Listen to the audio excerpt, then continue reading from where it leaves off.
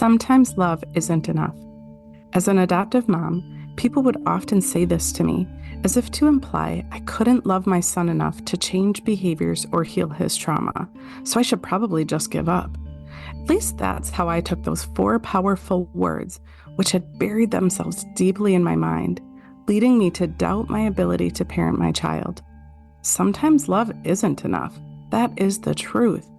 Oftentimes, you need love and powerful, personalized tools to raise a child who's experienced trauma and disrupted attachment, or a child who you're struggling to connect with. I am on a mission to help parents raising kids with a tricky past to show up with unconditional love and practical tools to lovingly manage even the most challenging of times. Be sure to subscribe to our podcast and follow us on Instagram and Facebook. Plus, if you like what you hear, I'd love for you to leave a review. Now let's get to the good stuff.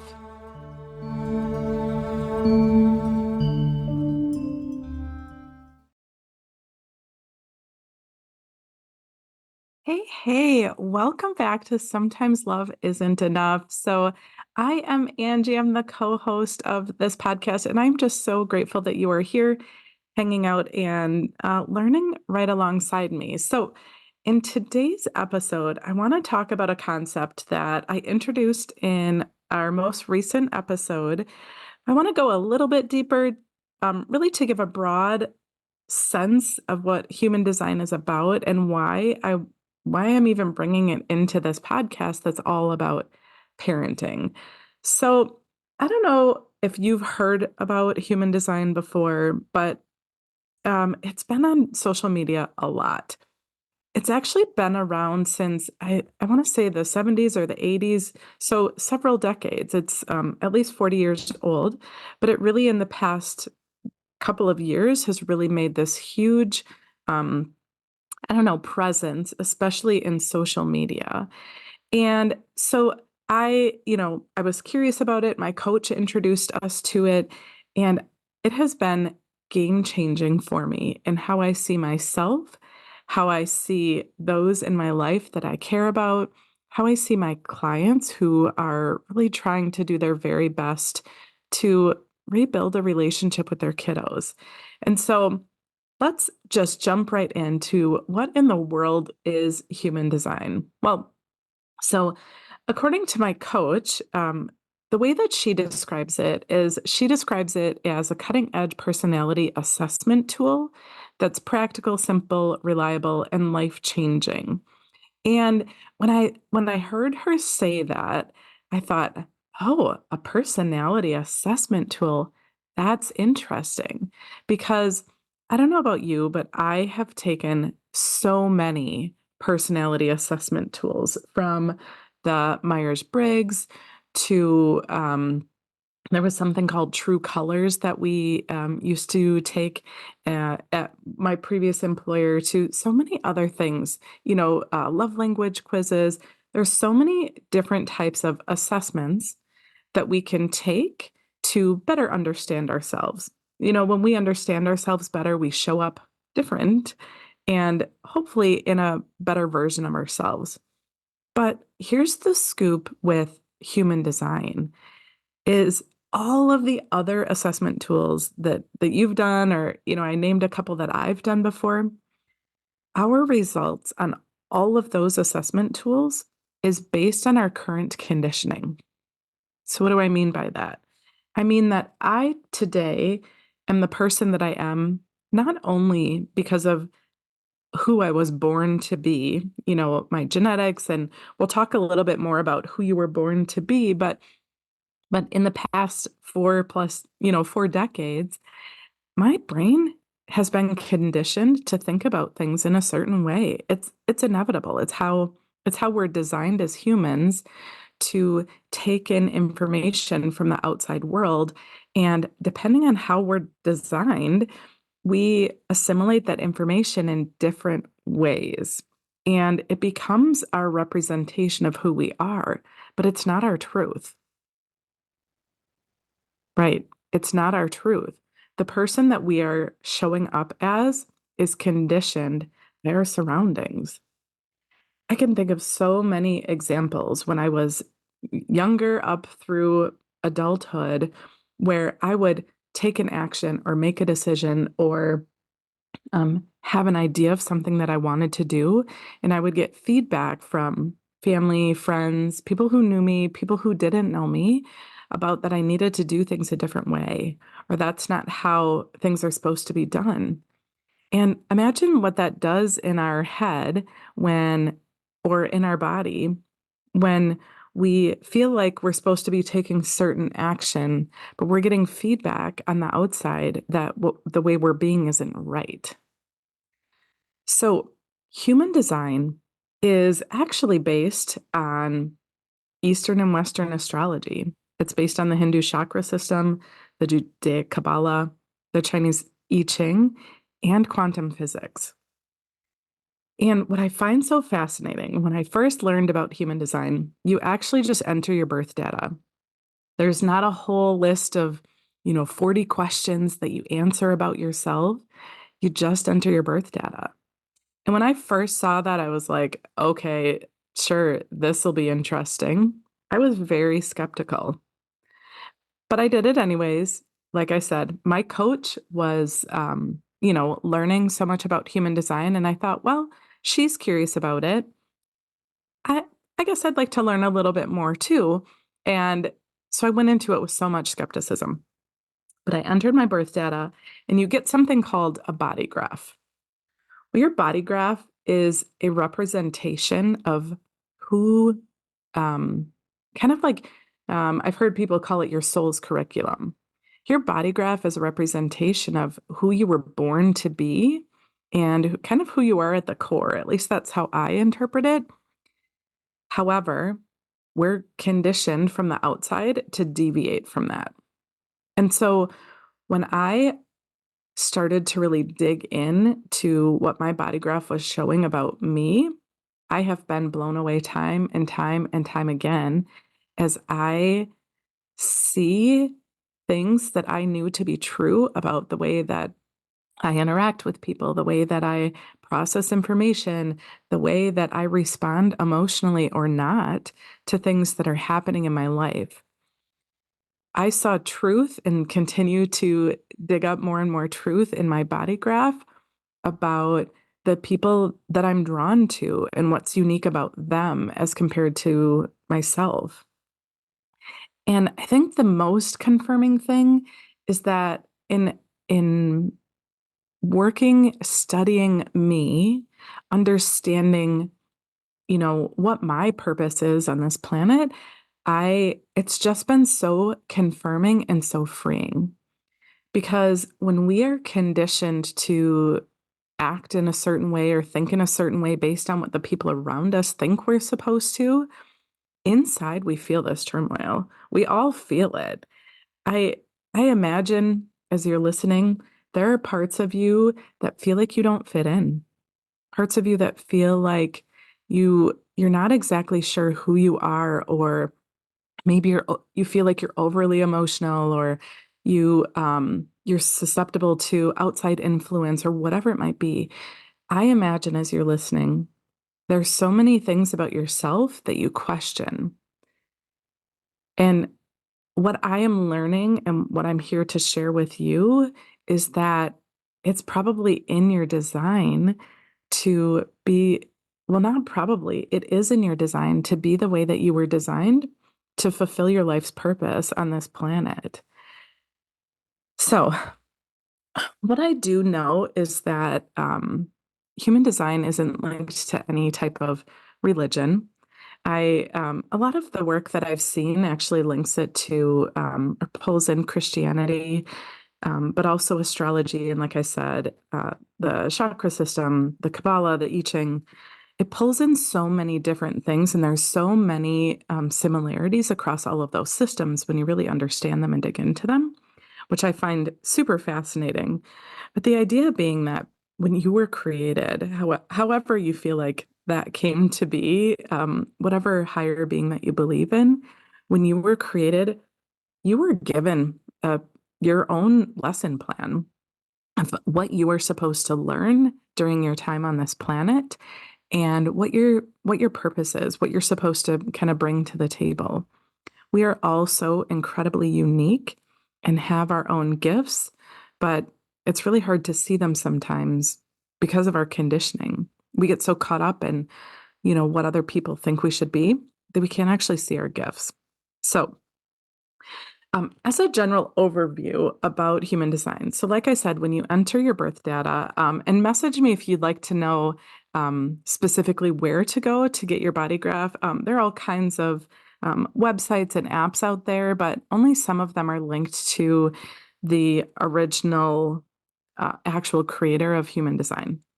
But so you enter your birth data and you get something called a body graph. They can look kind of confusing, but there are 9, they're called centers. They look like shapes. There are 9 shapes in all of our body graphs. We all have the same 9 shapes, but each of us has different shapes colored in. And then there are numbers in each shape. The numbers are the same across all of us. Each of us has different numbers colored in, or usually they're like circled in black. And then each of us also has different lines between the numbers. Those are called channels or strengths, depending on which branch of human design you follow. And additionally, on the right and the left-hand side of your body graph, you'll see a list of numbers. And those numbers are in different locations on the right and left-hand side because each of us has a very different purpose on this planet.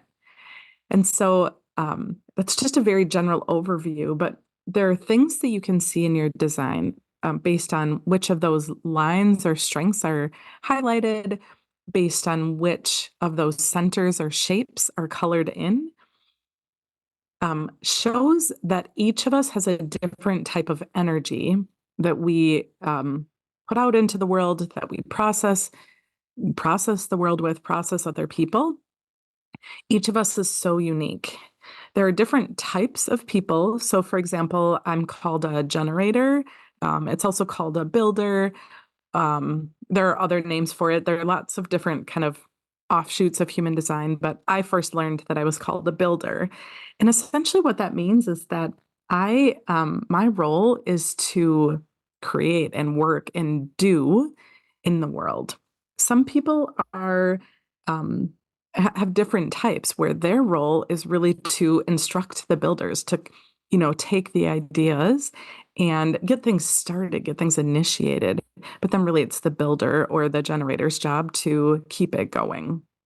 And then there are other types who, for example, I've been learning a lot about reflectors. A reflector's job is to really see the bigger picture and reflect back to people what they're, kind of like the pulse of society, pulse of the world, right? So anyway, so there are 5 different types, and which means that each of us has a different way that we use energy, a different way that we interact with people.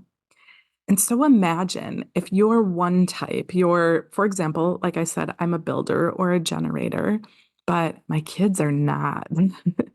My kids are, both of my kids are projectors, which means that they're not builders like me. They, as mom, I want to get things done and I have this strong desire based on my design to get things done in a day. For example, like I have a really hard time going to bed without the dishes being done. I have a really hard time at work finishing my workday or kind of clocking out. Not that I clock in and out, but I have a hard time moving from work to home life without finishing my tasks from the day at work, where other people can based on their energy type can kind of table that and say like, oh, I'll just put it on my list, I'll get it done tomorrow. But there's a energetic drive in me that makes it harder for me to do that. And that's something that I'm working on, but it's part of my design. It's part of who I am, how I use energy. And we're all so different. And so again, imagine being a generator or a builder with this drive to go, go, go and get things done and create things out in the world. And then I have these kids who that's not how their energy is. That's not how their energy is at all. And I'm learning more and more about their energy, but their energy is not the same as mine. And so imagine as a parent how understanding this about your kids can be so incredibly powerful because because it would be easy. You know, I think about one of my children was especially easy for me, and my other child was especially challenging for me. And they both had behavioral challenges in their own way. But one, I energetically just it was just easy. And it's not that I liked one more than the other, but it oftentimes felt like that because I didn't know this. It oftentimes felt like, well, maybe I like one more than the other because I can handle one child's behavior so much better than the other. Now that I know what I know about human design, it has just changed my world and how I see my kids and see and it but it isn't just their design, right? Like I said, both of my kids are projectors, so that about them is the same.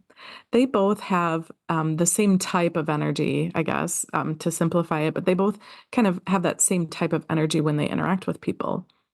But as I was saying earlier, we each have different shapes that are colored in and different lines. And those shapes and lines or centers and strengths are things that specifically we put energy out into the world or we absorb other people's energy. Or our strengths are that just that, right? There are strengths. But imagine if one child has a strength that really works well with one of my strengths, how easy it would be to connect with them. Versus another child, they might have a strength that compromises mine. Imagine knowing that information and how much better we can understand our kids and shift how we're showing up for them. Because prior to understanding human design, I've been working with clients for a while now, and I'm using mindset tools to help them shift how they show up for their kids. But it's kind of a shot in the dark, right?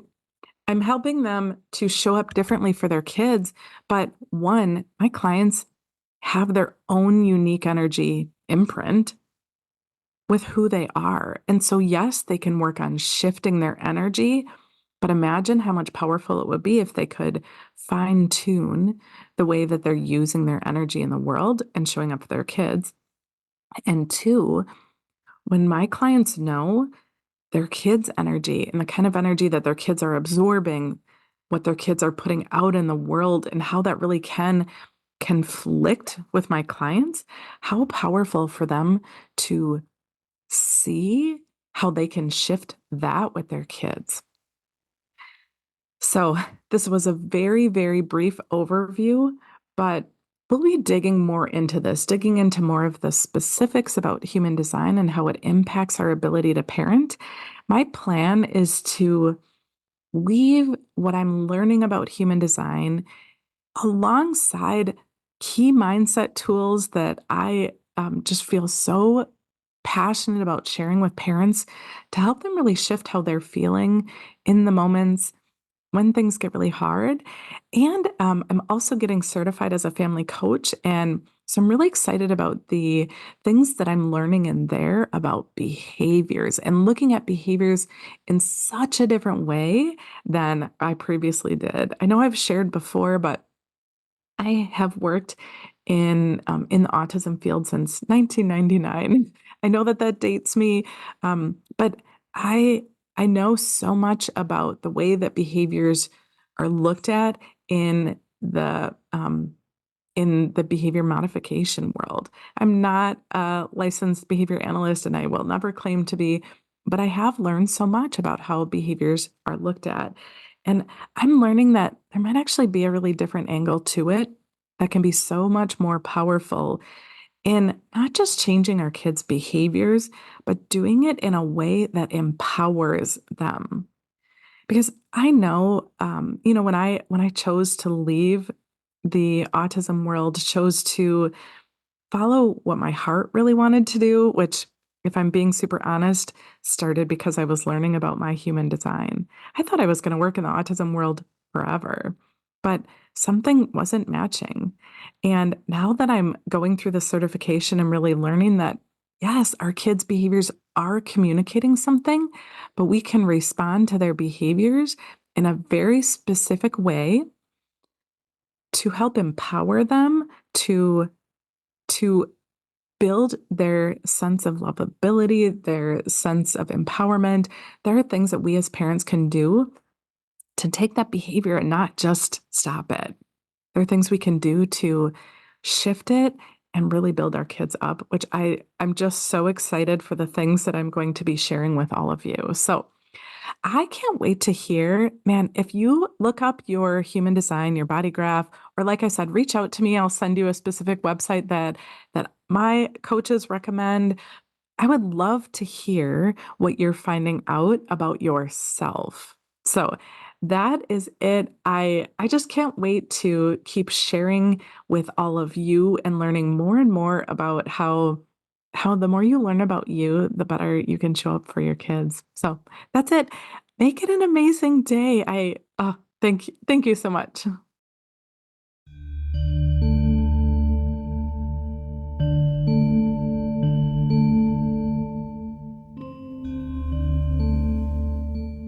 I hope that you found this episode so incredibly powerful. Thank you for joining us for Sometimes Love Isn't Enough. If you resonated with what you heard here, please subscribe to this podcast and give us a review. You can also follow us on all the socials. Check the show notes for all the details about how to start tackling behaviors and creating a powerful, loving relationship with your child, a child who needs your love the most. And if your gut's telling you that it's time for a change now, book a free consult. I'd love to help you love unconditionally and show you that you have that power within you.